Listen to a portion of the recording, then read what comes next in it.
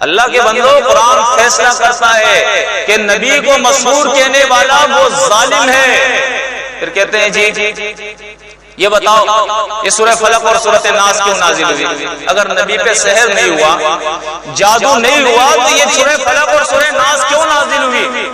ہم کہتے ہیں، آپ کہتے ہیں کہ جی جو سحر کا واقعہ ہے اس کا جو آپ داستان بیان کرتے ہو وہ یہ ہے کہ نبی جب جنگ خیبر سے واپس آیا، اب جنگ خیبر 7 ہجری میں ہوئی ہے، یعنی مکہ میں آپ نے 13 سال گزارے، 7 سال آپ نے مدینہ میں گزارے، کتنے ہو گئے؟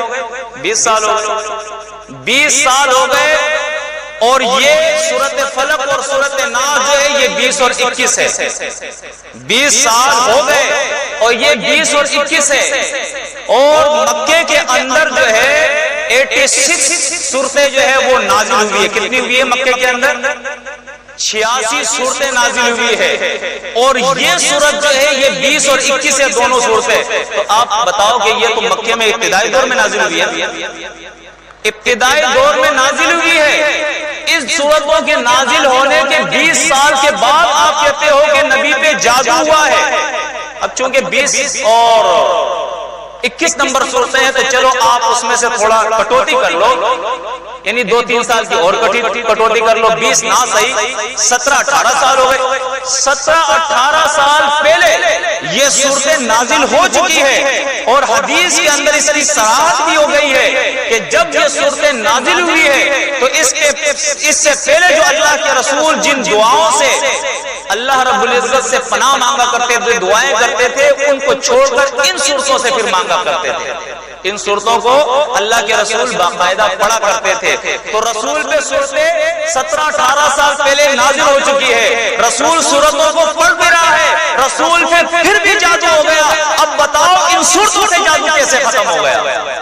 صورتیں تو پہلے نازل ہو چکی ہے، 17-18 سال اللہ کے نبی پڑھتے 17-18 سال ہو گئے ہیں، پھر بھی جادو ہو رہا ہے، تو جادو اترا کیسے؟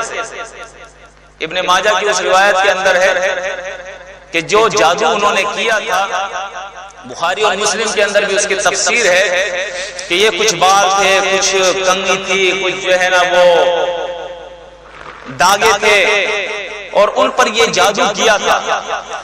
ان جادو کے سامان کو انہوں نے کیا کیا تھا؟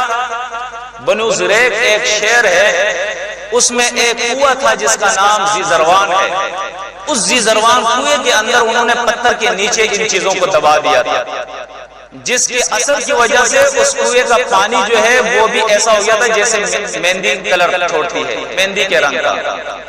عجیب عقیدے ہیں آج اہل توحید بھی، اللہ رحم کرے ہمارے اوپر، کہاں چلے گئے یہ لوگ؟ یعنی ان کا یہ عقیدہ ہے کہ سحر جن چیزوں پہ ہوتا ہے اس کی وجہ سے پانی کا کلر بھی چینج ہو جاتا ہے۔ قرآن کہتا ہے لا تبدیل لخلق اللہ، میری تخلیق میں کوئی تبدیلی نہیں کر سکتا ہے۔ ساحر کے سحر سے تخلیق میں تبدیلی ہو رہی ہے۔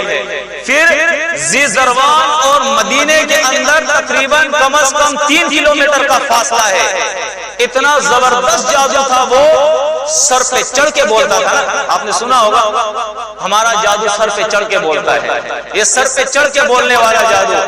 زیزروان سے فاصلہ طے کرتے ہوئے یہ جو ہے اپنی گاڑی پر سوار ہو کے مدینہ پہنچ گیا ہے، اور 3 کلومیٹر دور اللہ کے نبی پر اس نے اٹیک کیا ہے، اور اٹیک کیا ہے اتنا زبردست اٹیک کیا ہے کہ نبی بیویوں کے پاس جاتا ہے اس کو پتہ نہیں، نبی کام کرتا ہے اس کو پتہ نہیں۔ الیاذ باللہ ثم الیاذ باللہ، ظالموں اس دین کا کیا ہوگا، اس کتاب وحی کا کیا ہوگا جو محمد پہ نازل ہو رہا ہے؟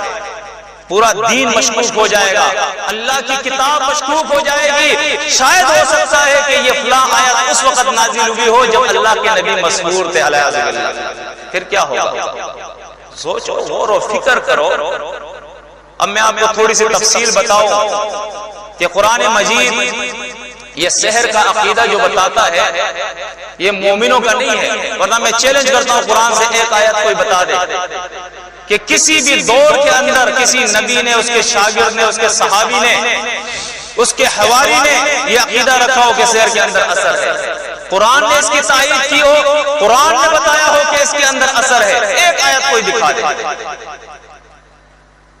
قرآن مجید اس عقیدے کو جو بیان کرتا ہے، سحر ہو گیا، مسحور ہے، ساحر ہے، یہ اقوال جتنے بھی قرآن نے ذکر کیے یہ مشرکین کے ذکر کیے ہیں، یہ یہودیوں کے ذکر کیے ہیں، یہ نصرانیوں کے قرآن نے ذکر کیے ہیں، مومنوں کے اللہ نے ذکر نہیں